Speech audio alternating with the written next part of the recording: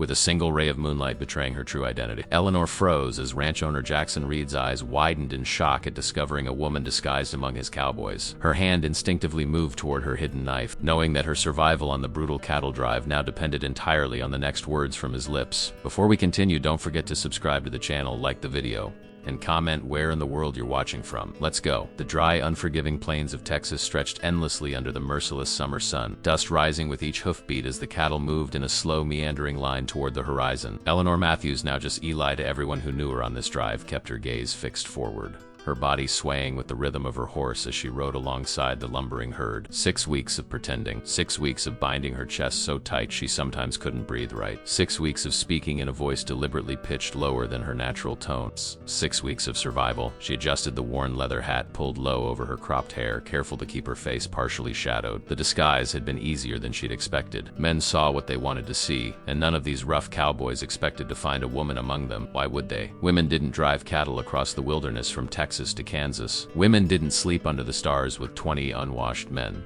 eat beans from a tin plate, or shoot rattlesnakes with a revolver. Women didn't earn $30 a month for honest work. Women didn't have many choices at all when they found themselves alone and penniless in a man's world. Matthews, the voice cut through her thoughts like a blade. Get those stragglers back in line. Eleanor glanced over her shoulder to see Jackson Reed, the owner of both the cattle and the sprawling ranch they'd left behind in South Texas. He sat tall on his chestnut stallion, broad shoulders straight despite weeks on the trail. Unlike the rest of them, Reed somehow managed to look commanding, even covered in trail dust, his dark beard neatly trimmed, his clothes of better quality though just as worn. Yes, sir, she called back, intentionally roughening her voice as she wheeled her horse around. She'd gotten the job by pure luck or perhaps desperation.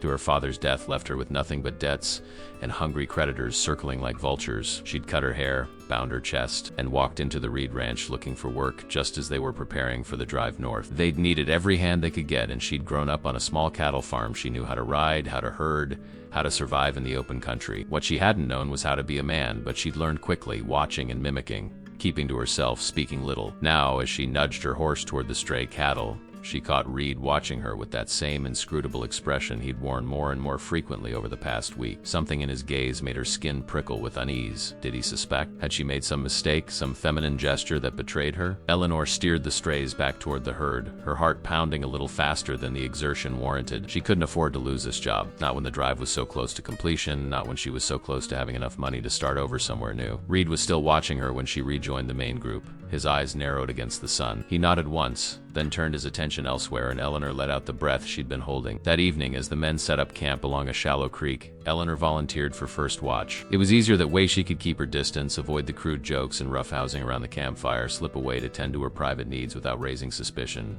And it gave her time to think, to plan, to remember who she really was beneath the layers of dust and deception. She tended to her horse first, rubbing him down and making sure he was fed and watered before seeing to her own needs. The gelding had been her father's last gift to her, the one thing she'd refused to sell when the creditors came calling. Thunder was a good horse, steady and true, and sometimes Eleanor thought he was the only creature on this earth who knew her real identity. You're good with that animal. Eleanor stiffened at the voice behind her, then forced her shoulders to relax as she turned to face Reed. He stood a few feet away, holding a tin cup of coffee in one hand, watching her with that same unreadable expression. My pa taught me, she said, careful to keep her voice low and even. Reed nodded slowly. You don't talk much about yourself, Matthews. It wasn't a question, but Eleanor felt the weight of inquiry behind it. Not much to tell, sir. Where'd you say you were from? She hadn't. That had been deliberate. East Texas, she answered, the lie practiced and smooth. Small place. Nothing there for me now. Reed took a step closer, and Eleanor fought the instinct to back away. He was tall, taller than most men on the drive, and his presence seemed to fill the small space between the horses. Funny thing, he said,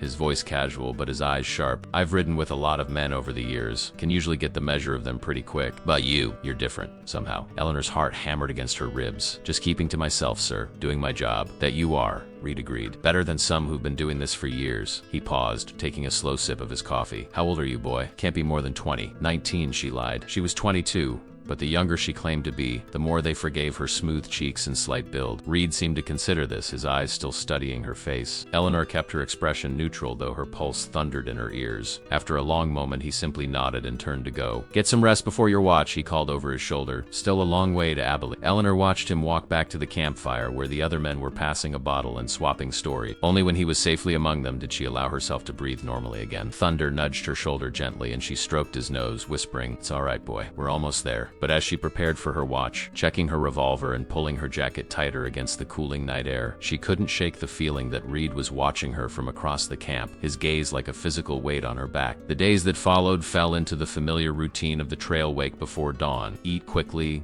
move the cattle, fight the elements and exhaustion, make camp, sleep under stars too numerous to count, then do it all again. The monotony was broken only by the occasional emergency, a river crossing gone wrong, a steer with a broken leg that had to be put down, a brief but violent thunderstorm that scattered a portion of the herd and left them all soaked and miserable. Through it all, Eleanor kept her head down and her secrets safe, though Reed's attention never quite seemed to waver. He assigned her to different positions each day: point, flank, swing, drag, as if testing her abilities. She performed each task without complaint, determined to prove her worth and allay any suspicions. It was after a particularly grueling day, with the sun finally sinking below the horizon in a blaze of orange and purple, that Reed approached her again. The cattle were settled for the night, the camp established alongside a small stand of trees that offered some protection when Eleanor had just finished her meager supper and was about to head for her bedroll when Reed's voice stopped her. "Matthews, need you to ride the perimeter with me. Been signs of rustlers in these parts." It wasn't an unusual request, but something in his tone made Eleanor wary. Still, she couldn't refuse without drawing attention. "Yes, sir," she replied, setting aside her plate and retrieving her rifle from her saddle. They rode out in silence, the sounds of the camp fading behind them as they circled wide around the herd. The moon was rising, nearly full, casting silver light across the plains and creating long shadows behind every ridge and boulder. In another life, Eleanor might have found it beautiful. "We should reach the Kansas line in 3 days, Reed said, finally breaking the silence. "Then Abilene's just another week if the weather holds." "Good news, sir.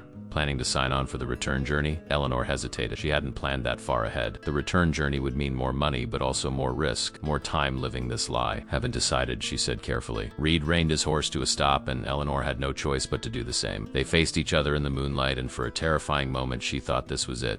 He knew. He was going to expose her right here in the middle of nowhere. Instead, he simply said, "You've got a place at my ranch if you want it. Could use a good hand year-round." The offer caught her off guard. "Thank you, sir. I'll consider it."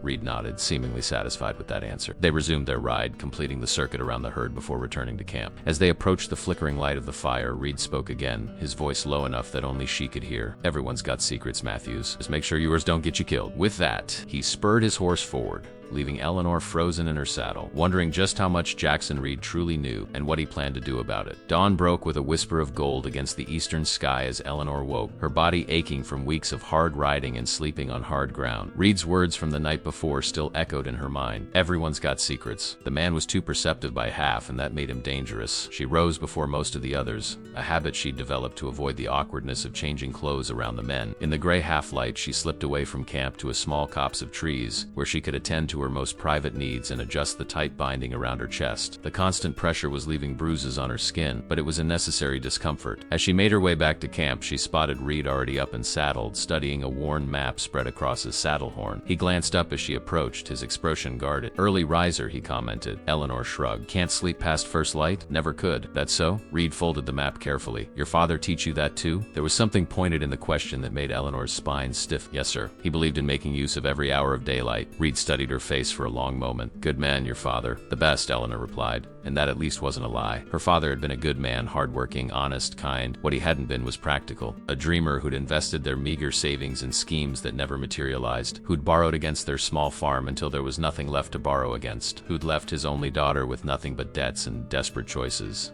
But she couldn't blame him even now. Reed seemed about to say something more when Cookie's voice bellowed across the camp, summoning the men to breakfast. The moment passed, and Eleanor excused herself to tend to thunder before eating. By mid-morning, the heat had become oppressive, the sun beating down on them with savage intensity. Eleanor's shirt was soaked with sweat beneath her jacket, and dust caked her throat with every breath. They were pushing the cattle hard today, trying to reach a water source before the worst heat of the afternoon. "Matthews," Reed's voice carried over the sound of lowing cattle. "Ride point with Benson." Eleanor nodded, guiding thunder toward the head of the herd where Sam Benson, a leathery old cowhand with a perpetual squint, was already positioned. Riding point was considered an honor, a sign of trust. Only the most experienced hands were usually assigned there, tasked with setting the pace and direction for the entire herd. "Mornin', kid," Benson grunted as she took position beside him. "Boss must like you. Don't usually put greenhorns on point." Eleanor shrugged, uncomfortable with the attention. Just doing my job, Benson chuckled, dry sound like wind through dead grass. Modest, too. You remind me of my boy. Would have been about your age now. The past tense told its own story, and Eleanor didn't press for details. Life was harsh out here. Death came in 100 different forms, and everyone rode with ghosts. They fell into companionable silence, focused on keeping the lead steers moving at a steady pace. The sun climbed higher, the heat becoming a living thing that pressed down on them with tangible weight. Sweat trickled down Eleanor's back, and she found herself growing lightheaded. The binding around her chest restricted her breathing, especially in this heat. She couldn't get enough air. Black spots danced at the edges of her vision, and suddenly the ground was tilting strangely beneath her. "Kid, you all right?" Benson's voice seemed to come from very far away. Eleanor tried to answer, but her tongue felt swollen in her mouth. She swayed in the saddle, gripping Thunder's mane to stay upright. The last thing she heard was Benson shouting for help before darkness claimed her. She woke to the sensation of being carried, strong arms beneath her shoulders and knees. Through half-closed eyes, she glimpsed Reed's profile above her, his jaw set in a grim line as he carried her toward the shade of a solitary oak tree some distance from the herd. Panic surged through her. If he set her down, if he tried to loosen her clothing to help her breathe. With a strength born of desperation, Eleanor pushed against his chest. "Put me down," she gasped. "I can walk." Reed ignored her protests, continuing toward the tree. "You passed out cold, Matthews. Heat exhaustion, most likely." "I'm fine now," she insisted, still struggling weakly. Reed finally stopped and looked down at her, his expression unreadable. "Are you now?" There was something in his tone that sent a chill through Eleanor despite the heat. He knew, or at least he suspected. When they reached the shade, Reed set her down with surprising gentleness, propping her back against the tree trunk. He unscrewed his canteen and offered it to her. "Drink, slowly." Eleanor obeyed, taking small sips of the tepid water while her mind raced. How much had he felt when he carried her? Had he noticed the binding beneath her shirt? The curve of her body that didn't match a young man? Reed crouched before her, watching her face with those two observant eyes. "You shouldn't be out here, Matthews." Eleanor's heart stuttered. "I told you I'm fine. Just got a little overheated. That's not what I mean. And I think you know it."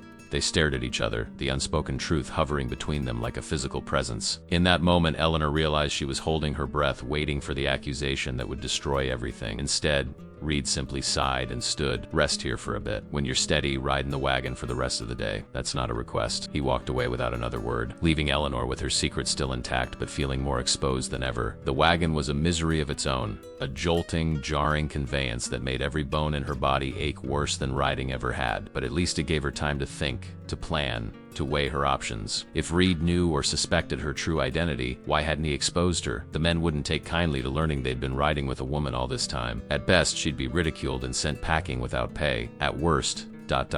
Well, Eleanor had heard enough campfire tales to know what some men were capable of when they felt deceit. Yet Reed had kept her secret. Indeed, he knew it. The question was why, and what he intended to do about it. As the sun began its descent toward the horizon, bathing the plains in golden light, Eleanor made her decision. She would approach Reed that night, away from the others, and discover exactly what he knew and what he wanted. The uncertainty was worse than any confrontation could be. The evening meal was a subdued affair, the men too exhausted from the day's heat to engage in their usual banter. Eleanor forced down a plate of beans and salt pork, aware of Reed's occasional glances in her direction from across the fire. When the men began to drift toward their bedrolls, she caught his eye and gave a slight nod toward the darkness beyond the camp. He returned the nod almost imperceptibly, and Eleanor felt a flutter of anxiety in her stomach. This could be the end of everything, or the beginning of something she couldn't yet define. She waited until most of the camp had settled before slipping away, moving silently toward a stand of trees visible in the moonlight about 100 yards from the camp. The night was mercifully cooler than the day had been, a gentle breeze carrying the scent of sage and distant rain. Thunder rumbled faintly on the horizon,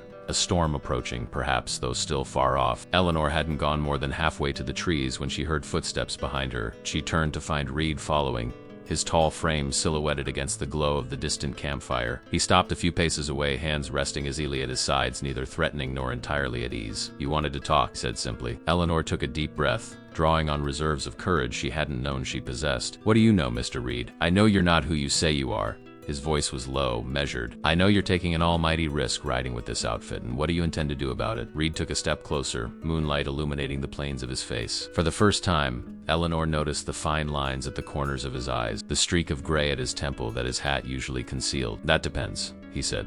on whether you're planning to tell me the truth." Eleanor stood motionless, the night air suddenly thick with tension. The distant rumble of thunder seemed to echo the pounding of her heart as she faced the man who held her future in his hands. She'd come too far, risked too much, to surrender now, yet something in Reed's steady gaze told her that further deception was futile. "I'm waiting," Reed said, his voice neither threatening nor gentle, just patient, as though he had all night to stand there beneath the stars and wait for her answer. Eleanor lifted her chin slightly, a gesture more fitting for the woman she was than the boy she'd been pretending to be. "What exactly do you think you know, Mr. Reed?" A hint of a smile touched his lips, there and gone in an instant. "I know you bind your chest each morning. I know you slip away from camp when the men are sleeping or occupied. I know you speak differently when you're tired or caught off guard." He took another step closer, close enough now that she could see the silvery moonlight reflected in his eyes. "And I know that Eli Matthews isn't your real name." The wind picked up slightly, carrying the smell of rain and stirring the tall grass around. Eleanor's mind raced, calculating her options. She could deny it, but to what end? He'd clearly been watching her closely,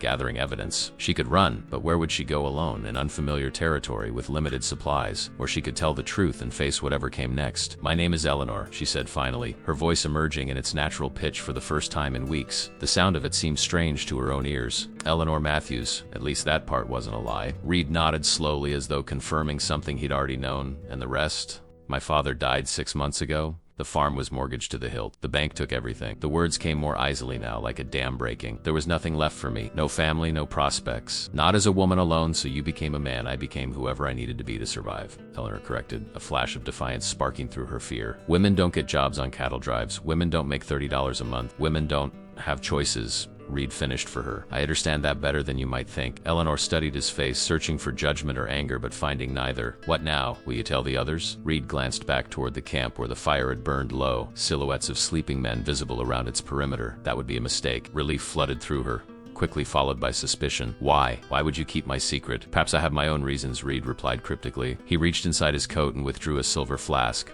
offering it to her. When she hesitated, he added, "It's just whiskey. Might help with that chill you're trying to hide." Eleanor hadn't realized she was trembling until he mentioned it. She accepted the flask and took a small sip, the liquor burning a warm path down her throat. "Thank you," she said, handing it back. Reed took a drink himself before tucking the flask away. "Your father taught you well. You're a good hand, better than some men I've employed for years. He believed women could do anything men could do," Eleanor said softly. "He just didn't believe the world agreed. The world rarely agrees with the truth." Reed's voice had an edge to it now, something bitter lurking beneath the calm surface. "I lost my wife 5 years ago, influenza. She ran that ranch as much as I did, knew every aspect of the business, could ride and rope with the best of them. But when she died, her brother tried to claim her share, said a woman's contribution didn't count the same." Eleanor's eyes widened slightly. "What did you do?" "Paid him off," Reed said simply. "Didn't have the stomach for a court battle. Not then. Sometimes I wonder if that was cowardice." The unexpected confession hung in the air between them, creating a strange intimacy in the moonlight. Eleanor found herself studying Reed with new eyes, not as the intimidating ranch owner, but as a man with his own regrets and losses. "It wasn't cowardice," she said quietly. "You were grieving." Reed looked at her then, really looked at her, as though seeing past the disguise to the woman beneath for the first time. The moment stretched, charged with something Eleanor couldn't name. A louder crack of thunder broke the spell, and Reed glanced toward the sky. "Storm's getting closer. We should head back." "What happens tomorrow?" Eleanor asked,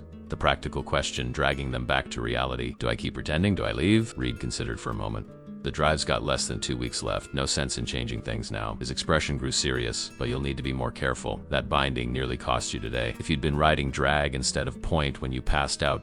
single quotes, the implication was clear. She could have been trampled by the herd or worse." Eleanor nodded, acknowledging the close call. "I'll be more careful." "See that you are," Reed said, his tone returning to that of employer to hand. "And, Matthews," he paused, correcting himself. "Eleanor, this conversation stays between us." "Yes, sir." As they walked back toward the camp, Eleanor felt oddly lighter, as though sharing her secret had lifted a physical weight. But she also felt more vulnerable, more aware of Reed's presence beside her, the occasional brush of his sleeve against hers as they navigated the uneven ground. They parted at the edge of camp without another word, Reed heading toward his bedroll while Eleanor sought her own space at the perimeter. Sleep was elusive that night, her mind replaying their conversation, examining every word, every expression. Just before dawn, she woke from a fitful sleep to find Reed crouched beside her, his hand on her shoulder. "Get up," he whispered urgently. "Riders coming." Eleanor was instantly alert, years of farm life having trained her to wake fully at a moment's notice. "Rustlers?" Reed's face was grim in the pre-dawn light. "Maybe. Or worse. Get the men up, quiet as you can." As she moved to obey, Eleanor saw Reed check his revolver, then reach for his rifle. The casual ranch owner was gone, replaced by a man who looked all too familiar with violence. The camp came awake with remarkable speed and silence, years of trail discipline evident in how quickly the men armed themselves and took positions. Eleanor found herself positioned behind the chuck wagon with Benson and two others, her own rifle cold in her hand. The approaching riders materialized out of the gray dawn mist, 5 men on horseback moving at an unhurried pace. Reed stepped forward to meet them, his stance relaxed but his right hand never straying far from his holstered revolver. "Morning," called the lead rider, a broad-shouldered man with a shock of white hair visible beneath his hat. "You Reed's outfit?" "I'm Reed," came the reply, measured and calm. "What brings you out this way?" The white-haired man smiled, though it didn't reach his eyes. "Heard you were moving a herd through. Thought we might offer an escort the rest of the way. These parts can be dangerous." Even from a distance, Eleanor could recognize an extortion attempt when she heard one. "Pay us or face trouble." Reed's back stiffened almost imperceptibly. "Appreciate the concern," he said evenly, "but my boys can handle whatever comes our way." The white-haired man's smile thinned. "That so? Well, accidents happen on the trail. Cattle spook, men fall. Would hate to see anything unfortunate befall your drive." Eleanor felt a chill that had nothing to do with the pre-dawn air. This was no random encounter. These men had specifically sought out Reed's herd, which meant they'd been tracking them, watching them. How long had they been followed? What else had these strangers seen? Had they seen her speaking privately with Reed the night before? Reed's voice cut through her thoughts. "Harder now. I think you'd best move on. We've got a long day ahead and so do you." "Oh, we're not in any hurry," the white-haired man drawled, his hand resting casually on his saddle horn, too close to his holstered gun for comfort. "In fact, we thought we might ride along for a spell, get to know your outfit better." The threat was unmistakable. Tension crackled in the air. The moment balanced on a knife's edge. Eleanor tightened her grip on her rifle, feeling the smoothness of the trigger against her finger. And then with terrible clarity, she saw the white-haired man's gaze shift away from Reed, scanning the camp until it settled directly on her. A slow, knowing smile spread across his weathered face. "Especially that young hand of yours," he said softly, his eyes never leaving Eleanor's face. "The one with the secret." A cold weight settled in Eleanor's stomach as the white-haired man's words hung in the dawn air. The secret, her secret, but how could he possibly know? Had he been watching them last night? Had he overheard their conversation? Reed didn't so much as flinch, his expression remaining impassive. "Don't know what you're talking about," he said evenly, "but I do know you're trespassing. State your business plainly or ride on." The white-haired man chuckled, a dry sound like rattling bones. "Harlan Blackwood. These are my associates." He gestured vaguely to the 4 men flanking him, hard-faced strangers with calculating eyes. "We run a ... protection service, you might say. $20 ensures safe passage for your herd. Quite reasonable, considering the alternatives." Eleanor watched Reed's shoulders tighten almost imperceptibly beneath his jacket. This wasn't just extortion. It was a challenge. She'd seen enough frontier justice to know that giving in to such demands only invited more predators. "The only protection this herd needs," Reed replied coldly, "is what my men and I provide." "That's the last time I'll ask politely, move on." As if on cue, the rest of the crew shifted slightly, making their armed presence more visible. 15 men against 5, the odds seemed clear enough. Blackwood's smile didn't waver, but his eyes hardened. "As you wish, Reed. But remember, I offered the civilized approach first." His gaze slid to Eleanor once more, lingering just long enough to send another chill down her spine. "We'll be seeing you again, soon." With that, he wheeled his horse around, his men following suit. They rode away at an unhurried pace, silhouettes gradually dissolving into the morning mist. Only when they were well out of sight did the tension in the camp ease. Men lowered rifles, exchanged muttered curses, and turned questioning eyes toward Reed. "Who were they, boss?" asked Benson, voicing what everyone was thinking. Reed's face was grim as he watched the horizon where the riders had disappeared. "Trouble," he said simply. "Double the night watch from now on. No one rides alone." As the men dispersed to break camp, Reed's eyes found Eleanor's across the distance. A silent message passed between them. Caution, vigilance, and something else she couldn't quite name. The encounter with Blackwood cast a shadow over the drive that day. The men were tense, conversations sparse, every eye scanning the horizon for signs of unwelcome company. Eleanor rode flank position, keeping the straying cattle in line while remaining hyper-aware of her surrounding. Her encounter with Reed the previous night seemed distant now, overshadowed by this new threat. By midday, the summer heat had returned with vengeful intensity. The cattle moved sluggishly, and even the most experienced hands were showing signs of fatigue. Reed called for a brief rest near a shallow creek, allowing the animals to drink while the men refilled canteens and snatched a few moments of shade. Eleanor was checking Thunder's hooves when Reed approached, his movements casual, as though he were simply making rounds among his men. "Walk with me," he said quietly, nodding toward a stand of cottonwoods a short distance away. "Need to check that creek bend for the best crossing." It was a thin excuse, but no one would question it. Eleanor followed, maintaining a respectful distance until they were out of earshot of the others. "How much did you tell him?" Reed asked without preamble, his voice low and urgent. "What? I've never spoken to that man in my life," Eleanor protested,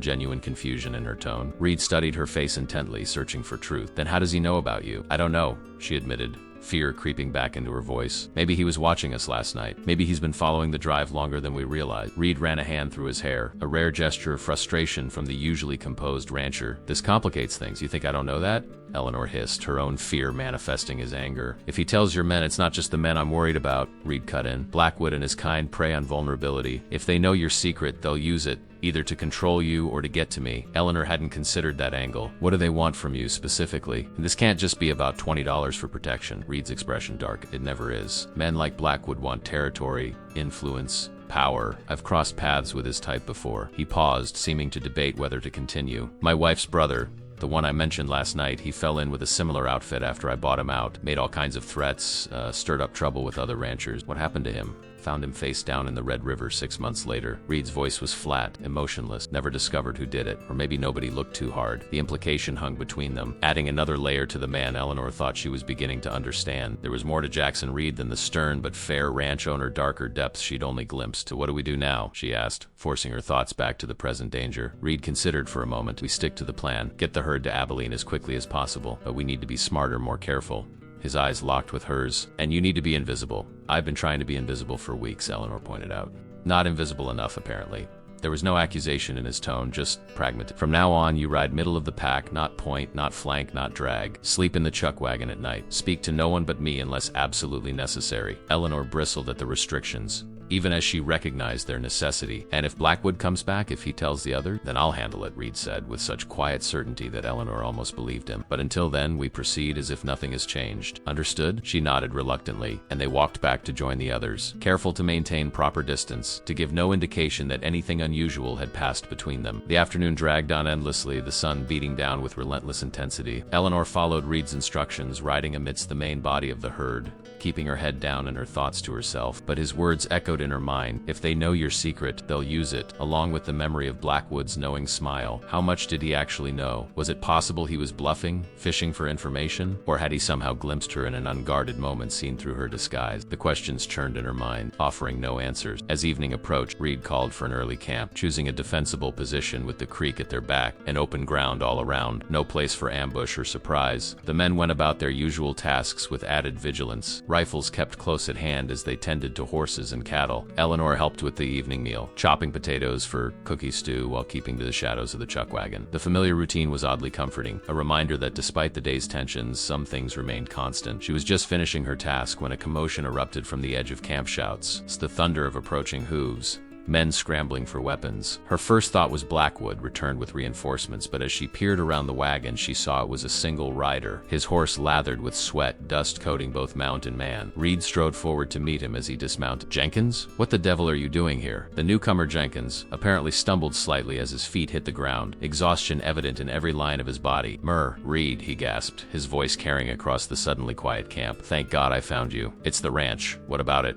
Reed demanded, tension radiating from his stance. Jenkins took a gulp from the canteen someone thrust into his hands before continuing. Riders, sir. 6, maybe 8 of them, showed up 2 days after you left on the drive. They've taken over the main house, helping themselves to your stores, threatening the hands that stayed behind. A muscle twitched in Reed's jaw. Casualties? Old Tom took a bullet to the leg when he tried to stand up to them. Doc's tending to him, but ... single quotes. Jenkins shook his head. They're saying they're just waiting for you to return. Said something about settling accounts. The men exchanged glances, muttering amongst themselves. This changed everything, not just a threat on the trail, but a direct assault on Reed's home territory. Reed's voice cut through the murmurs. Did you get a look at their leader? Older man, white hair, calls himself Blackwood? Jenkins blinked in surprise. Yes, sir. That's him exactly. You know him? We've met, Reed replied grimly. He turned to address the crew. This doesn't change our mission. The herd goes to Abilene as planned.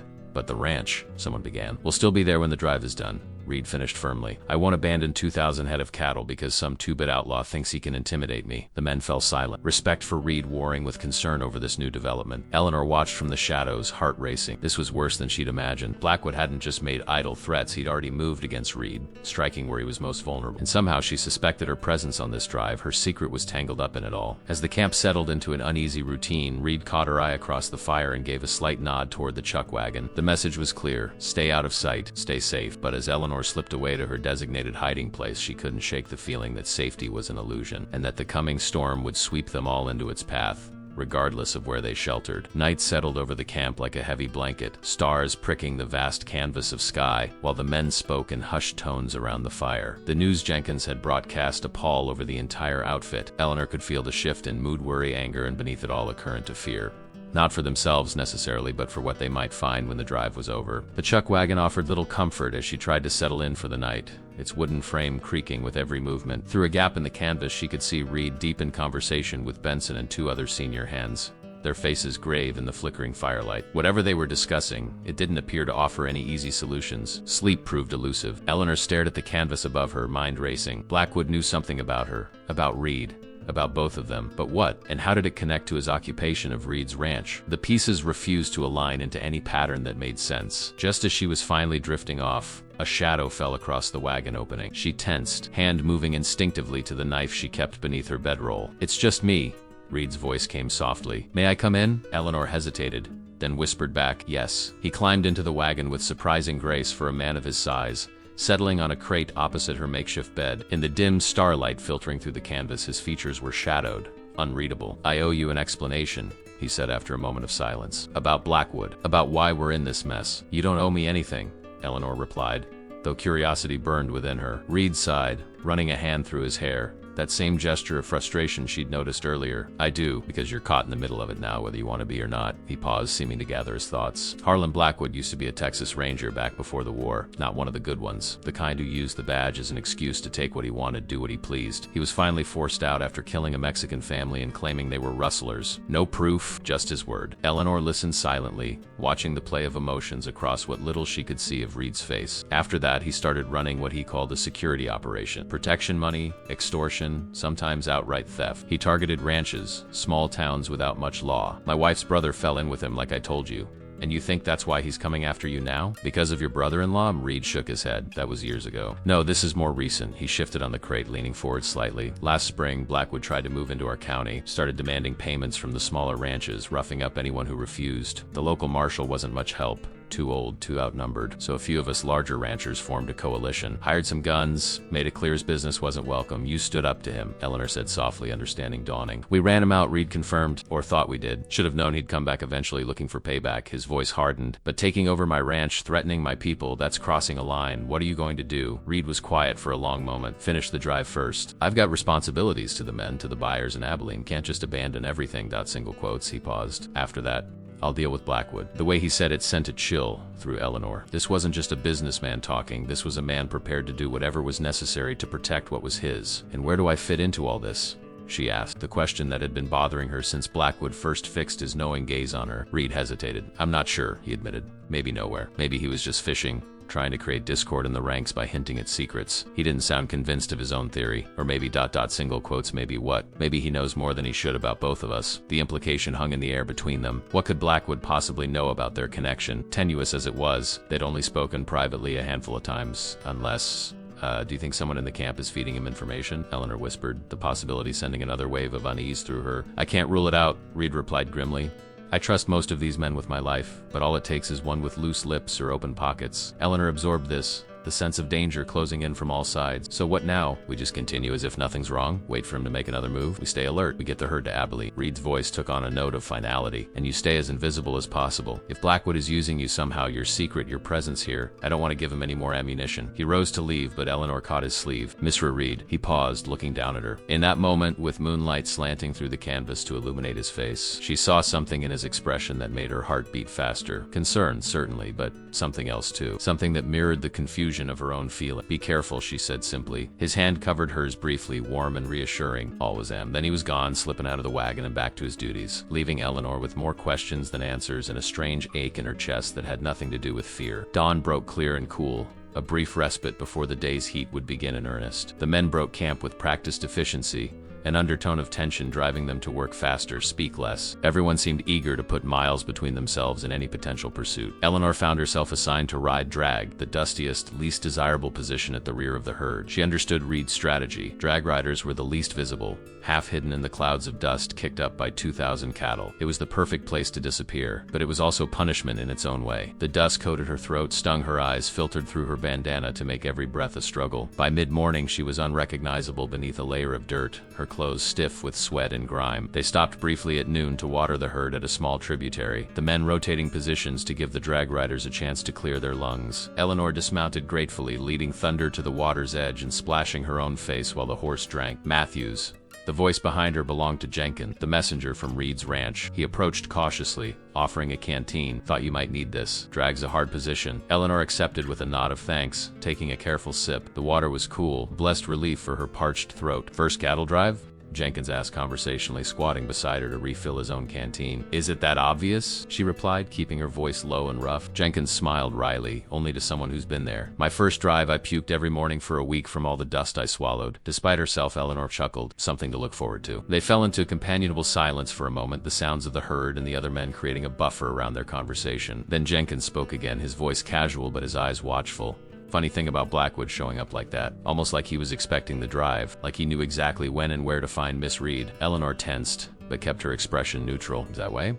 I've worked for Mr. Reed going on 5 years now, Jenkins continued. Never seen him take to a new hand so quick. Putting on point your first drive? That's unusual. Warning bells sounded in Eleanor's mind. Was this innocent conversation or something more? Was Jenkins probing, testing, looking for confirmation of suspicions? Mr. Reed runs his outfit as he sees fit, she said carefully. Not my place to question his decisions. Jenkins studied her for a long moment, then nodded slightly. No, I suppose it isn't. He stood, brushing dust from his pants. Just curious is all. Blackwood seemed mighty interested in you specifically. Eleanor forced herself to shrug. Never met the man before yesterday. Don't know what he wants with me or anyone else. Well, Jenkins said, turning to go. Suppose we'll find out soon enough. Men like that, they don't just fade away when they're crossed. As he walked back toward the main group, Eleanor felt a cold knot form in her stomach. Jenkins hadn't said anything overtly threatening, but something in his manner left her unsettled. Was he simply making conversation? Or was there more to his interest? Could he be Blackwood's eyes in the camp? She glanced toward the front of the herd where Reed was consulting with Benson over a map. His warning echoed in her mind. Maybe someone in the camp is feeding him information. The break ended all too soon, and Eleanor returned to her position at drag. The familiar discomfort of dust and heat almost welcomed compared to the new worries gnawing at her mind. As the afternoon wore on, dark clouds began to gather on the western horizon, promising a storm by evening. Weather was yet another complication they didn't need. A storm could scatter the herd, turn the ground to mud, delay them further, and every delay meant another day of vulnerability.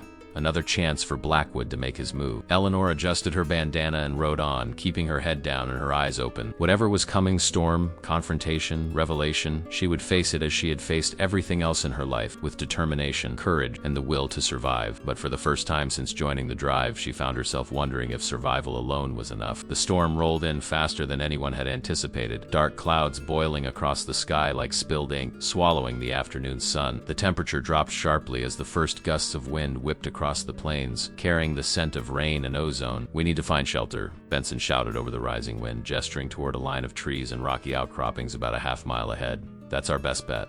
Reed nodded grimly, already redirecting the point riders. Move the herd toward those trees. Steady pace, no rushing. Last thing we need is a stampede. Eleanor, still positioned at drag, felt the cattle's growing unease. The animals shifted nervously, heads lifting to scent the air, low sounds of distress rumbling through the herd. Cattle were predictable creatures of habit.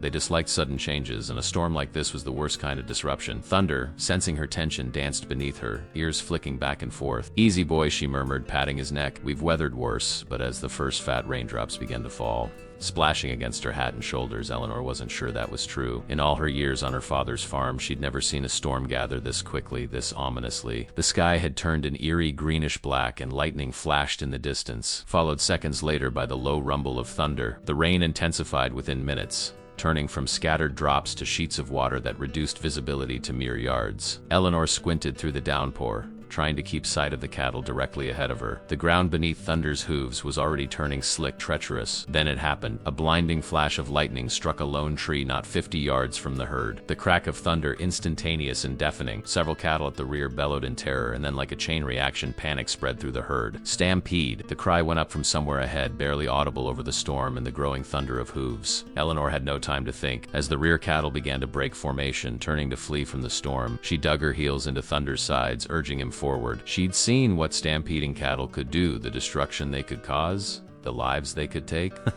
She shouted, waving her hat above her head as she maneuvered Thunder alongside the scattering cattle. Turn back! Turn back! Through the curtain of rain, she could see other riders doing the same, attempting to contain the edges of the herd, to curve them into a circle that would eventually slow their momentum. It was standard procedure for a stampede, but the storm complicated everything. Eleanor focused on a group of about 20 steers that had completely broken away, heading south at full gallop. She pursued them, pushing Thunder harder than she ever had before. The horse responded magnificently, closing the distance foot by terrifying foot. When she drew alongside the lead steer, she leaned low in the saddle, shouting and waving her hat directly in the animal's face. The steer balked, slowing just enough for her to repeat the process with the next one in line. Gradually, she managed to turn the small group, steering them in a wide arc that would eventually reconnect with the main herd. Her clothes were soaked through, her hat a sodden weight on her head, but adrenaline kept her warm, kept her focused. She was so intent on her task that she didn't notice the approaching rider until he was almost upon her. Jenkins, his face grim beneath his rain-slicked hat, rode hard to intercept her strays from the other side. Matthews, he shouted over the storm. Reed's gathering everyone at the tree line. Most of the herd's contained. Eleanor nodded, still maneuvering her recovered cattle. Together, she and Jenkins guided the animals toward the relative shelter of the trees, where dark shapes indicated the rest of the herd had been corralled. As they approached, Eleanor could make out Reed's tall figure directing men and cattle alike, his commanding presence undiminished by the elements. Relief flooded through her, both for the sight of him unharmed and for the knowledge that the crisis was being contained. The wind shifted suddenly, driving the rain sideways with renewed force. Thunder stumbled on the increasingly muddy ground, nearly unseating Eleanor. As she fought to regain balance, her hat, already heavy with water, slipped from her head. She grabbed for it instinctively, but too late. The wind caught it, sending it tumbling away into the storm. Without its protection, the rain hit her face directly, plastering her shorn hair against her head and neck. Jenkins, riding close beside her, stared for a long moment. In the dim light, with rain streaming down her face, her features suddenly seemed softer, more delicate, too feminine. Their eyes met briefly, and Eleanor saw the moment of realization dawn in his expression, quickly masked but unmistakable. Jenkins looked away quickly, focusing on the cattle as if nothing had happened. But something had happened. One more person now knew, or at least suspected, her secret. By the time they reached the relative shelter of the tree line, the worst of the storm had passed overhead, leaving steady rain in its wake. The cattle had been successfully contained, though they remained nervous, shifting and lowing softly. The men had established a makeshift camp using canvas tarps from the chuck wagon to create crude shelters among the trees. Eleanor dismounted with shaking legs, exhaustion suddenly claiming her now that the immediate danger had passed. She led Thunder to where the other horses were being tended, aware of Jenkins' eyes on her back, but unable to confront that problem just yet. Matthews, Reed's voice came from behind her. She turned to find him approaching, water streaming from his slicker. "You all right?" She nodded, suddenly conscious of her missing hat, her exposed face. "Lost my hat," she said unnecessarily, her voice hoarse from shouting over the storm. Reed glanced around quickly, then removed his own hat and placed it on her head. It was too large, sliding down to her eyebrows, but it offered some protection. The gesture was practical, impersonal, yet somehow intimate. "Quick thinking with those strays," he said. "You've got good instincts." "My father," she began, then caught herself. This wasn't the time for personal revelations, not with other men nearby. "Thank you, sir." Reed seemed about to say more when Benson approached, his expression grave. "We've got trouble, boss. 2 men missing, Williams and Cortez. Last seen riding flank when the stampede started." Reed's face hardened. "Gather 6 men. We'll form search party, 2 riders in each. The rest stay with the herd." His eyes met Eleanor's briefly. "Matthews, you're with me. Get a fresh horse. Thunder's done his share for today." Within minutes, they were back in the saddle, Reed and Eleanor heading southwest, while the other search parties took different direction. The rain had lightened to a drizzle, and visibility was improving, though the sky remained leaden and threatening. They rode in silence for a time, scanning the muddy ground for tracks, the horizon for any sign of the missing men. Eleanor was acutely aware of Reed beside her, of the borrowed hat on her head, of the fact that they were alone again, this time by his choice. "Jenkins saw," she said finally, keeping her voice low, though there was no one else to hear. "When my hat blew off, he saw my face clearly." Reed didn't seem surprised. "I thought he might have noticed something. He was watching you 2 closely at the noon break. Do you think he'll tell the other?" Reed considered this, his expression thoughtful rather than alarmed. "Not right away. Jenkins is complicated. He keeps his own counsel. You trust him?" "I trust him to do what benefits him most." Reed's tone was pragmatic. "Right now, that might mean keeping your secret until he figures out how to use." The implication sent a chill through Eleanor that had nothing to do with her wet clothes. "You think he's working with Blackwood?" "I think it's possible," Reed acknowledged, "though I hope to God I'm wrong. Jenkins has been with me for years." They crested a small rise, the muddy ground making the horses' progress slow and cautious. The land spread out before them, rain slicked and glistening in the fading light, no sign of the missing cowboys. "Why did you pair us together?" Eleanor asked. the question that had been nagging at her since they'd left camp. If you suspect Jenkins, wouldn't it be safer to keep me close to the herd, under watch? Reed's eyes met hers, steady and serious. Because right now you're safer with me than anywhere else in this outfit. And because... He broke off, looking away across the rain-soaked prairie. Because what? When he looked back at her, there was something in his expression that made her breath catch, a vulnerability she'd never seen in him before. Because I need someone at my side that I can trust completely, he said quietly. And right now, that's you, Eleanor. The sound of her real name on his lips sent a wave of warmth through her, despite the damp chill. It had been so long since anyone had called her Eleanor, so long since she'd been truly seen. The moments stretched between them, charged with unspoken feelings that neither was ready to name. Then Reed straightened in his saddle,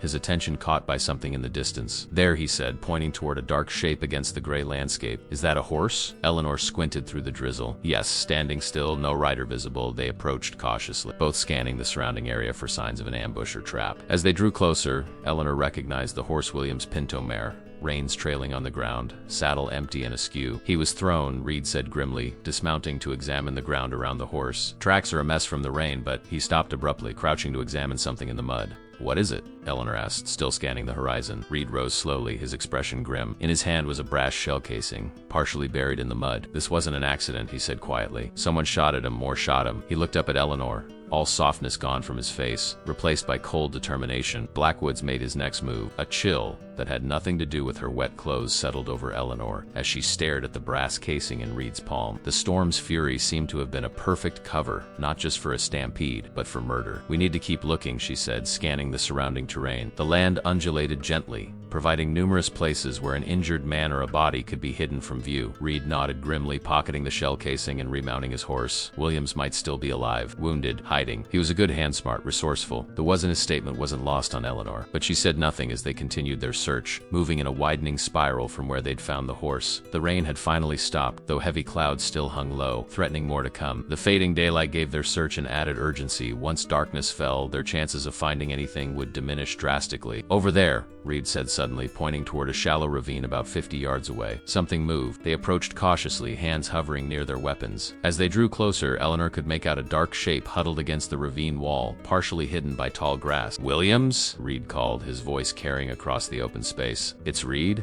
You hurt? A weak voice answered, barely audible. Boss? That you? Stay back. They might still be around. Reed and Eleanor exchanged a quick glance before dismounting and approaching on foot, leading their horses. As they reached the ravine, Eleanor could finally see Williams clearly. The young cowboy was propped against the earthen wall, his left leg stretched out awkwardly in front of him, a blood-stained bandana tied just above his knee. Who did this? Reed asked, kneeling beside the injured man and examining the wound. The bullet had passed clean through Williams's thigh, missing the bone but leaving entry and exit wounds that were still seeping blood. Didn't see him proper, Williams grimaced as Reed tightened the makeshift tourniquet. Storm was just hitting when I heard the shot. Knocked me clean off my horse. Managed to crawl down here before I passed out. Did you see Cortez? Eleanor asked, scanning the surrounding area for signs of the other missing cowboy. William shook his head weakly. We got separated when the stampede started. Last I saw, he was heading east, trying to circle around ahead of some strays. Reed's face was grim as he helped Williams to his feet. We need to get you back to camp. Matthews, he'll ride with you. Your mount is steadier, Eleanor nodded, helping to boost the injured cowboy onto her borrowed horse before climbing up behind him. Williams leaned heavily against her, clearly fighting to stay conscious. What about Cortez? She asked, aware of the fading light. We can't just leave him out here.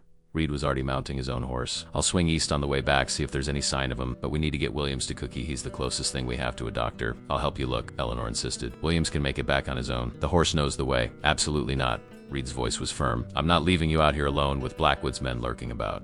We stay together. The authority in his tone brooked no argument, but there was something else beneath it. Genuine concern that went beyond a trail boss protecting his hands. Eleanor nodded reluctantly, understanding his reasoning even as she chafed at the constraints. They rode back toward camp, taking a circuitous route that allowed them to scan more territory for signs of Cortez. The search proved fruitless, and by the time the campfires came into view through the gathering gloom, Eleanor's hope of finding the second missing cowboy alive had dimmed considerably. The camp erupted into activity as they rode in. Men rushed to help Williams down from the horse, carrying him to a makeshift shelter where Cookie waited with his limited medical supplies. Jenkins was among the first to reach them, his eyes flicking briefly to Eleanor before focusing on Reed. Any sign of Cortez? He asked, his face betraying nothing of his thoughts. None, Reed replied shortly.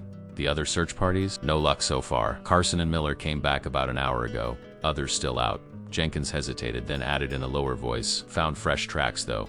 maybe half a dozen riders, circling wide around our camp. Too deliberate to be travelers, too careful to be friendly. Reed's jaw tightened. Blackwood. Jenkins nodded. Looks that way. Want me to organize a watch? Double it from what we had planned. 4 men at a time. 2-hour shifts. No one rides alone, not even to relieve themselves. Reed's voice was steel. And Jenkins? Yeah, boss? If you've got something to say, now would be the time. The 2 men locked eyes in a silent battle of wills. Eleanor, still mounted on the borrowed horse, held her breath. This was it. The moment Jenkins could expose her, could throw the camp into chaos with a single revelation, but Jenkins merely shrugged, his expression giving nothing away. Nothing to say, boss, except Blackwood's gonna make his move soon, tonight probably. Then we'll be ready, Reed replied, the tension between them unresolved but temporarily shelved in the face of the more immediate threat. As Jenkins walked away to organize the watch, Eleanor dismounted stiffly, her muscles protesting after hours in the saddle. Reed stepped closer, lowering his voice so only she could hear. He's playing a game, waiting for the right moment. To tell the others about me? Eleanor asked, leading her horse toward where the other animals were picketed. Maybe, or maybe for something else entirely. Reed's eyes followed Jenkins across the camp. Keep your guard up, and stay close to the chuck wagon tonight. Eleanor nodded, though the thought of being confined to the wagon again chafed at her independent nature. What about Cortez? Reed's expression softened slightly. The other search parties will stay out another hour. After that, ... single quotes, he sighed, looking out at the darkening landscape. After that, we have to assume the worst. The gravity of their situation settled over Eleanor as she tended to her borrowed mount. 1 man wounded, another missing and presumed dead. A hostile force circling their camp like wolves around wounded prey. And her own precarious position, her secret known to at least 2 men, one who seemed to be protecting her, and another whose motives remained unclear. After seeing to her horse, Eleanor made her way to the chuck wagon, where Cookie was emerging from tending to Williams. How is he? She asked, genuinely concerned for the young cowboy. Cookie wiped his hands on a relatively clean rag, his weathered face grim. Bullet went clean through, which is a blessing. But he's lost a lot of blood, and out here ... single quotes, he shrugged, the gesture eloquent in its resignation. I've done what I can. Rest is up to him and the Almighty. Eleanor nodded her understanding. Trail injuries were often death sentences, not from the wounds themselves, but from infection, from lack of proper medical care, from the harsh realities of life on the move. Get yourself some food, Cookie advised, gesturing toward the pot hanging over the small fire. Storm's blown over for now, but something tells me we're not done with trouble yet. The irony of his statement wasn't lost on Eleanor as she accepted a tin plate of beans and salt pork. She found a relatively dry spot near the wagon to eat, her senses alert to every movement in the camp. Reed was conferring with Benson and 2 other senior hands, their expressions serious as they likely discussed defense strategies for the night ahead. She was just finishing her meal when Jenkins appeared beside her, settling onto a log without invitation. Storm's clearing, he remarked casually, as if they were simply 2 cowhands sharing observations about the weather. Might even see stars later. Eleanor kept her expression neutral, though her pulse quickened. Might, she agreed noncommittally. Jenkins studied her face openly now, his eyes calculating. You know, he said finally, his voice too low for others to hear, you've got everyone fooled. Even had me fooled till that hat came off. He paused. Not bad, really. Must take a special kind of woman to pull something like this off. Eleanor didn't respond, didn't move, didn't so much as blink. There it was, the confirmation that Jenkins knew her secret, laid out plainly between them. Question is, he continued, idly stirring the remains of his own meal, what's a woman doing on a cattle drive? Must be something mighty important to risk what you're risking. Just trying to survive. Eleanor replied evenly, meeting his gaze without flinching. Same as everyone else. Jenkins chuckled, the sound devoid of, now that's where you're wrong. Not everyone's just trying to survive. Some of us are trying to get ahead, make something of ourselves. His eyes hardened slightly, create opportunities. The implied threat was clear enough. Jenkins saw her secret as leverage, something to be used for his own advantage. What do you want? Eleanor asked bluntly. He smiled, the expression not reaching his eyes. Smart girl. Direct. I like that ... Single quotes, he set his plate aside, leaning slightly closer. What I want is simple. When we reach Abilene, Reed's going to get paid handsomely. And from what I hear, he trusts you. More than he should, maybe. Eleanor's blood ran cold as understanding dawned. You want me to help you steal the money? Jenkins shrugged, as if they were discussing nothing more consequential than the weather. Let's call it ... redistributing resources. Reed's got plenty. That ranch of his cattle land. His voice hardened. Some of us have worked for him for years with nothing to show for it but calluses and bad backs. So you're working with Blackwood, Eleanor said, the pieces falling into place. You're his man on the inside. Blackwood's got vision, Jenkins replied, neither confirming nor denying her accusation directly. Sees opportunities others miss, like you, for instance. He smiled thinly. A woman on a cattle drive. That's quite a scandal waiting to happen. Eleanor set her empty plate aside, her mind racing. And if I refuse to help you, then I reckon the boys would be mighty interested to learn who they've been riding with all this time. Jenkins stood casually, brushing dust from his trousers. Think about it. You've got till Abilene to decide whose side you're really on. As he walked away, Eleanor remained seated, the implications of the conversation washing over her like ice water. Jenkins had just handed her an impossible choice: betray Reed, the man who had protected her, who trusted her, or face exposure and all the dangers that would bring. And somewhere out in the darkness, Blackwood and his men were waiting, watching, planning their next move. Night settled fully over the camp, the storm clouds gradually dispersing to reveal a sky scattered with stars and a waxing moon that cast silver light across the damp landscape. The cattle had calmed, though the men had not. Every shadow seemed to hold potential danger, every unexpected sound causing hands to drift toward weapons. Eleanor sat in the chuck wagon, Reed's hat beside her, unable to sleep despite her exhaustion. Jenkins' ultimatum circled in her mind like a hungry predator. She had faced difficult choices before. The decision to cut her hair, bind her chest, and join the cattle drive had been desperate enough, but this was different. This wasn't just about her survival anymore. In the weeks on the trail, something had changed. These men, rough and uncouth as they were, had become a kind of family, and Reed was something else entirely, something she wasn't ready to name but couldn't deny. The thought of betraying him turned her stomach.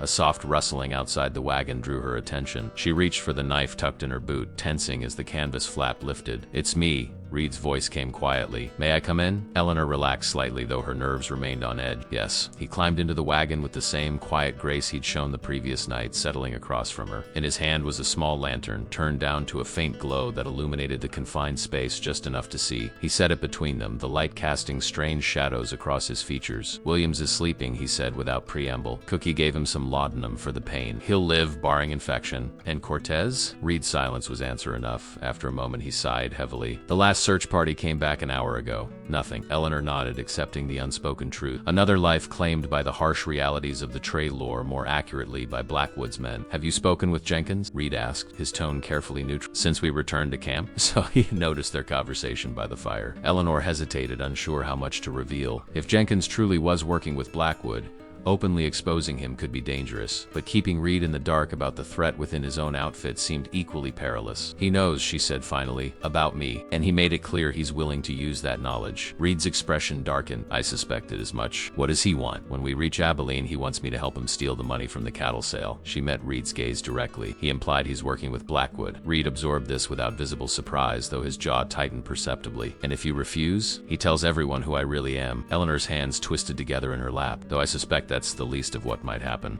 Reed was quiet for a long moment, his eyes fixed on the lantern flame between them. When he spoke again, his voice was soft but resolute. "We're 8 days from Abilene if the weather holds and we push hard. That gives us time to figure this out." "Figure what out?" "How to stop Blackwood, how to deal with Jenkins." Eleanor couldn't keep the edge of frustration from her voice. "We don't even know how many men Blackwood has or when they'll attack." "Tonight," Reed said simply.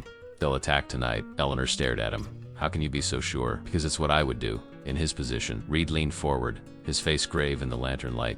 "Storm scattered us, left us vulnerable. One man dead, another wounded. They know our defenses are compromised." A chill ran through Eleanor as the logic of his assessment registered. "So what's your plan?" "Spring the trap before it's sprung." Reed's voice took on a harder edge. "I've positioned the men in pairs around the camp, triple watch on the herd. We're ready." "And Jenkins?" "Paired with Benson, the one man I trust completely besides you. Benson knows to watch him, though not why." Eleanor nodded, impressed despite her fear. Reed had thought of everything, or almost everything. "What about me? What do I do when they come?" Reed's expression softened slightly. "Stay here. Stay hidden. If things go badly, single quotes." He hesitated. "There's a small box under the driver's seat. Emergency funds. Enough to get you to Abilene, or back to Texas if you prefer." The implication that he might not survive the night hung between them, unspoken but unmistakable. Eleanor felt something twist painfully in her chest at the thought. "I'm not running," she said firmly. "Not again. Not from this." Reed studied her face for a long moment, something like admiration flickering in his eyes. "You're a remarkable woman, Eleanor Matthews."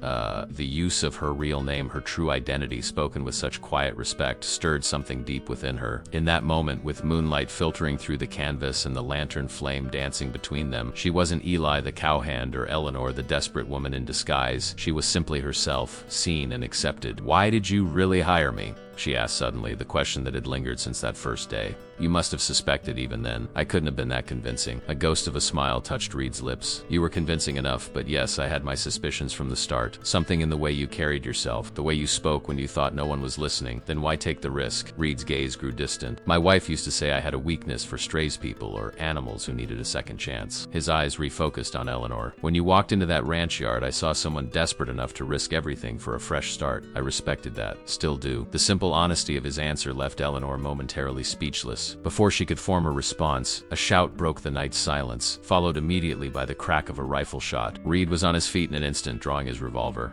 "Stay here," he ordered, moving toward the wagon's entrance. "Like hell I will." Eleanor retorted, grabbing her own weapon and following. Outside, chaos had erupted. Men shouted, horses whinnied in alarm, and gunfire echoed from multiple directions. In the silvery moonlight, Eleanor could make out dark figures moving at the edge of Camp Blackwood's men, launching the attack Reed had predicted. Reed grabbed her arm, pulling her behind the relative cover of the wagon. "I told you to stay inside, and I told you I'm done running," she shot back, checking her revolver. "These are your men, your herd, your fight, but it's mine too now."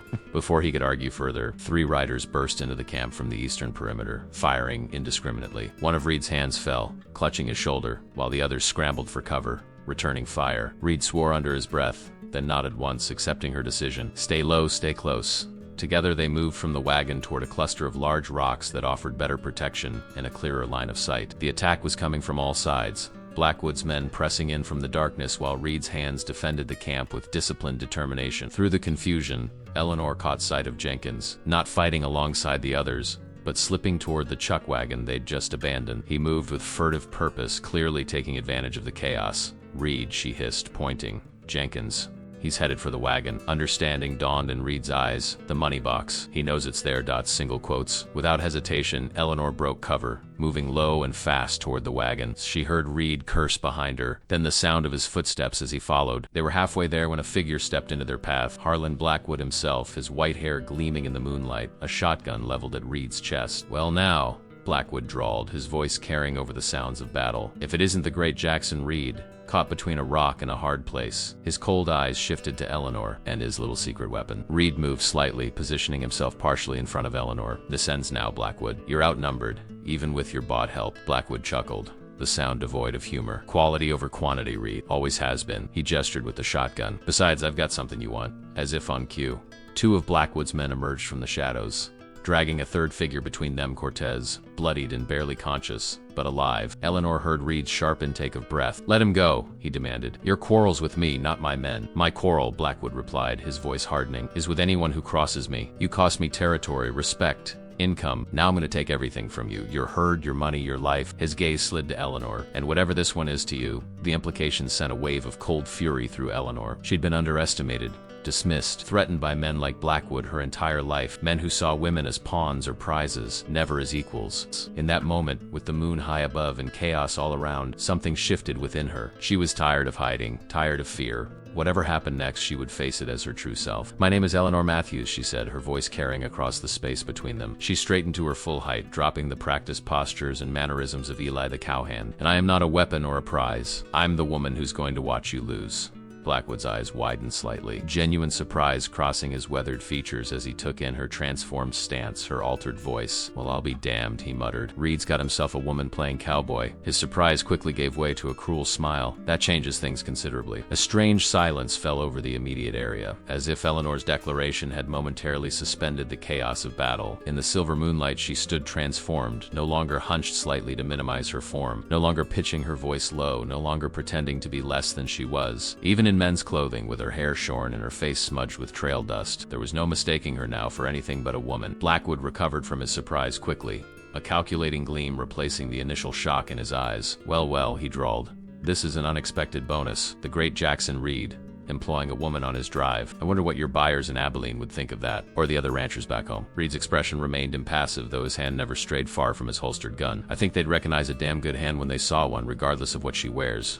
The simple statement of support, spoken without hesitation in front of their enemy, warmed something in Eleanor's chest, even as she remained alert to the danger surrounding them. "Maybe so," Blackwood conceded with a mocking smile, "but I doubt they'd be as understanding about you keeping her in your wagon at night. Doesn't look proper, does it?" Eleanor felt her cheeks flush with anger and something else, embarrassment, not at the implication itself, but at the way Blackwood cheapened what had grown between her and Reed. Something genuine and complicated reduced to crude insinuation. "That's enough," Reed said, his voice deceptively calm. "What do you want, Blackwood? State your terms clearly so we can get on with settling this." Blackwood's smile widened. "Simple enough. Your herd, your money, and your surrender. In exchange, I let your men and your woman live." From the corner of her eye, Eleanor caught movement near the chuck wagon. Jenkins had emerged, clutching something small that gleamed dully in the moonlight, the money box. He was edging toward where Blackwood stood, apparently ready to deliver his prize to his true employer. But he wasn't the only one who had noticed Eleanor's revelation. Several of Reed's men had heard her declaration, their expressions ranging from shock to confusion as they tried to process this information. While still defending against the attack, Benson, positioned nearest to them, stared openly at Eleanor for a long moment before his weathered face settled into a look of grim acceptance. He gave her a slight nod acknowledgement, not judgment, before returning his attention to the battle. "No deal," Reed replied to Blackwood, seemingly unaware of Jenkins' approach. "I have a counteroffer. You release Cortez, leave my herd alone, and I let you ride out of here alive." Blackwood laughed, the sound harsh in the night air. "You're not exactly in a position to make demands, Reed. My men have your camp surrounded. Your cowboys are outnumbered, and your secret," his eyes flicked to Eleanor, "is out." "Not all secrets,"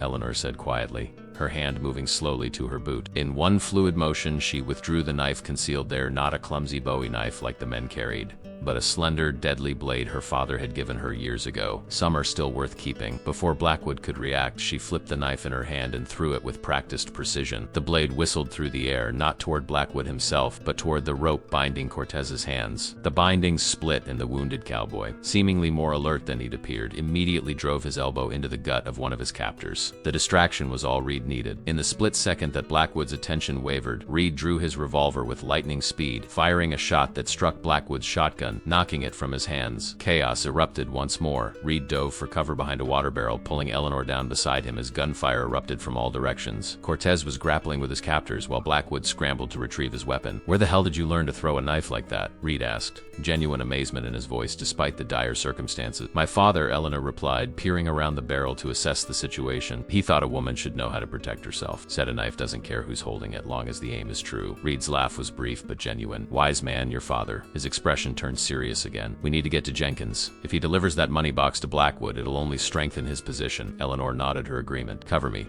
Before Reed could protest, she was moving, staying low and using the scattered equipment and supply barrels for cover as she worked her way to her wear. Jenkins was crouched, apparently waiting for the right moment to reach Blackwood. Reed provided covering fire, drawing attention away from her. Several of the other hands, seeing their boss engaged, rallied to support him, intensifying their counterattack against Blackwood's men. Eleanor reached the shadow of the chuck wagon undetected, her heart pounding but her hands steady. Jenkins was just on the other side, still clutching the money box, his attention fixed on the firefight between Reed and Blackwood. She took a deep breath, remembering every hunting lesson her father had taught her: patience, timing, commitment. Then she launched herself forward, tackling Jenkins from behind and driving him to the ground. The money box flew from his hands, landing several feet away. "You!" Jenkins snarled, recognizing her as he twisted beneath her weight. "Should have known you'd side with him." Eleanor struggled to maintain her position, but Jenkins was stronger, managing to flip them over so that he was on top, pinning her down. His hand went to his belt, drawing a knife. "Could have done this the easy way," he growled, raising the blade. "Now we do it the hard way." Eleanor fought desperately, trying to throw him off to reach her own weapon. But Jenkins had the advantage of position and weight. The knife descended, and then Jenkins was suddenly lifted bodily away from her as if plucked by an invisible hand. Reed had him by the collar, his face a mask of cold fury as he dragged the traitor away from Eleanor. "You're done," Reed said simply before delivering a devastating punch that sent Jenkins crumpling to the ground unconscious. Reed reached down, offering Eleanor his hand, as she took it, allowing him to pull her to her feet. Their eyes met in a moment of perfect understanding, beyond words, beyond the chaos surrounding them. Then Reed pressed his revolver into her hand. "Get the money box. Get to the horses. I'll handle Blackwood, Jackson." It was the first time she'd used his first name. It felt right, necessary, given all that had passed between them. "Go," he insisted, already turning back toward where Blackwood had taken cover. "This ends tonight." Eleanor hesitated only a moment before retrieving the money box and moving toward where the horses were tethered. The battle had shifted in their favor. Reed's men, though surprised by her revelation, seemed to have accepted it without losing focus on the more pressing threat. Several of Blackwood's hired guns were already down, while others were retreating to more defensible position. As she reached the horses, a shot rang out, distinct somehow from the general gunfire. Eleanor turned, a cold dread seizing her heart, in time to see Reed stagger backward, one hand going to his chest where a dark stain was spreading rapidly across his shirt. Blackwood stood several yards away, a smoking pistol in his hand and a triumphant smile on his face. "No!" The cry tore from Eleanor's throat as she watched Reed fall to his knees. Without thinking, she raised the revolver he'd given her and fired, her aim guided by instinct and desperation. Blackwood's smile froze, then faded as he looked down at his chest in apparent confusion. A red bloom appeared, spreading quickly across his white shirt. He took one stumbling step forward, then collapsed face first into the dirt. The night seemed to still around them, the remaining gunfire tapering off as both sides registered what had happened. Eleanor raced back to Reed, dropping to her knees beside him, the money box and escape forgot. "Jackson," she called, pressing her hand over the wound in his chest, trying to stem the bleeding. "Stay with me. Don't you dare leave now." Reed looked up at her, his face pale in the moonlight, but his eyes clear and focused on her face. "Not ... planning on it," he managed, his voice strained but determined. "Takes more than ... one bullet ... to stop me." Around them, the tide had turned decisively. With Blackwood down, his men were surrendering or fleeing. Benson and the others were securing the perimeter, tending to the wounded, restoring order to the chaos. But for Eleanor, the world had narrowed to the man before her, his life bleeding out beneath her desperate hands, his eyes never leaving her face. "Help me get him to the wagon," she ordered as Benson approached. "He needs bandages, whiskey, hot water now." Benson didn't question her authority, despite the revelation of her gender. He simply nodded and helped lift Reed, carrying him carefully toward the chuck wagon where Cookie was already preparing to tend to the wounded. As they laid Reed on a makeshift pallet, his hand caught Eleanor's wrist, his grip surprisingly strong for a wounded man. "Eleanor," he whispered, his voice for her alone. "You were right, about not running, about everything." She squeezed his hand, fighting back tears. "Save your strength. You can tell me how right I am when you're healed." A ghost of a smile touched his lips. "Yes, ma'am." In that moment, with the moon shining through the wagon opening and battle sounds fading into the night, Eleanor realized that for the first time since her father's death, she had found something worth fighting for. Not just survival, but a future, one she intended to share with the man before her, if fate and his strong constitution allowed. Dawn broke over the camp with gentle fingers of gold and pink stretching across the eastern sky. The night's violence seemed distant now, like a half-remembered nightmare, though the evidence remained scattered throughout the encampment. Blood-stained earth, bullet-riddled wagons, wounded men who groaned softly as Cookie moved among them, dispensing medicine and rough comfort in equal measure. Eleanor hadn't left Reed's side all night. She'd helped Cookie extract the bullet from his chest, a messy, terrifying procedure that had Red biting down on a leather strap to keep from screaming, then cleaned and bandaged the wound with hands that somehow remained steady despite her inner turmoil. Now she sat beside him in the wagon, watching the shallow rise and fall of his chest, listening to each labored breath as if her own life depended on it. In a way, it did. "You should rest." Benson's gravelly voice came from the wagon opening. The old cowhand climbed in carefully, settling on a crate across from her. "Been a long night." Eleanor shook her head, though exhaustion pulled at every muscle. "I need to watch for fever. The first 12 hours are critical." Benson studied her face for a long moment, weathered features unreadable. "You really are a woman," he said finally. Not a question, but a statement of fact, as if he were still processing the revelation. "Yes." Eleanor met his gaze directly, too tired for pretense or shame. "I am." Benson seemed to consider this, then nodded once. "Explains why you never joined the boys swimming in that creek back in Oklahoma territory." A startled laugh escaped her, perhaps the first genuine laughter since the nightmare had begun. "Yes, well, seemed prudent at the time." Benson's expression softened slightly. "The men are talking about you, about what happened last night." Eleanor tensed, bracing herself for the judgment, the anger, the sense of betrayal that would surely come from the men who had unwittingly ridden alongside a woman for weeks. "And?" she asked, her voice steady despite the anxiety churning inside her. "And they're saying you saved Cortez's life with that knife throw. They're saying you stood up to Blackwood when most would have run. They're saying you put a bullet in him when he shot the boss." Benson paused, a glint of something like admiration in his eyes. "They're saying maybe it doesn't much matter what you are so long as you're on our side." Relief washed through Eleanor, so profound it left her momentarily speechless. Quote, she had expected rejection, disgust, or at best grudging tolerance. Not acceptance, not respect. "What about Jenkins?" she asked, remembering the traitor who had threatened to expose her. "Tied up tight in what's left of the supply wagon," Benson replied grimly. "He'll face justice in Abilene. Law there's pretty clear on attempted murder and rustling." Eleanor nodded, satisfied. "And Blackwood's men? The ones still breathing, scattered like quail soon as their boss went down. 2 surrendered. Tied up with Jenkins." A comfortable silence fell between them, broken only by Reed's steady breathing. Stronger now, Eleanor thought, than it had been an hour ago. "So," Benson said eventually, "what happens when we reach Abilene? Planning to stay on? Go back to being ... single quotes." He gestured vaguely at her men's clothing. This? It was a question Eleanor herself had been turning over in her mind through the long night's vigil. What was her path forward now that her secret was known? What did she want her life to be? "I don't know," she admitted, her gaze returning to Reed's sleeping face. "Depends on a lot of things." Benson followed her gaze, a knowing look crossing his features. "Ah," he said simply. "Well, for what it's worth, I think you've earned the right to choose your own way forward." He stood, adjusting his hat. "I'll let you be. Cattle need tending, wounded or not." As he climbed out of the wagon, Eleanor called after him softly, "Benson." He paused, looking back at her. "Thank you." The old cowhand tipped his hat, a gesture containing more respect than words could express, then disappeared into the growing light of day. Eleanor returned her attention to Reed, reaching out to gently brush a strand of hair from his forehead. To her relief, his skin was cool to the touch, no sign of fever yet. Perhaps luck or God or whatever forces govern such things was on their side after all. As if in response to her touch, Reed's eyes fluttered open, focusing slowly on her face. "Eleanor," he murmured, his voice weak but clear.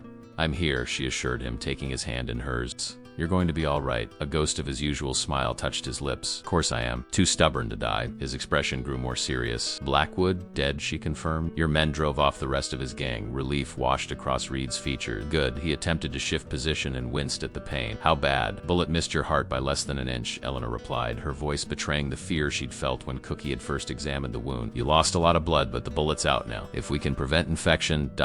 single quotes. Reed's hand tightened around hers. I've survived worse. Somehow she believed him. There was a resilience in Jackson Reed that went beyond physical strength, a core of pure determination that seemed unbreakable. The men know, she said after a moment, changing the subject. About me. Reed studied her face. And they're all right with it. Mostly. She still found it hard to believe. Benson said, I've earned the right to choose my own way forward. Smart man, Benson, Reed murmured, his eyes never leaving her face. What will you choose, Eleanor? The question hung between them, weighted with possibilities neither had dared voice before. In Reed's eyes, she saw not just the question itself, but everything that lay beneath it: hope, uncertainty, and something deeper that mirrored the feelings growing within her own heart. Before she could answer, exhaustion claimed him again, his eyes drifting closed as sleep pulled him under. Eleanor smiled softly, squeezing his hand once before releasing it. His question would wait. They had time now. The days that followed fell into a new rhythm. The drive continued, moving steadily northward toward Abilene, with Benson temporarily leading in Reed's absence. Eleanor divided her time between caring for Reed, whose recovery was slow but steady, and riding with the herd. She no longer hid her identity. She still wore men's clothing, far more practical for the trail than any dress could. But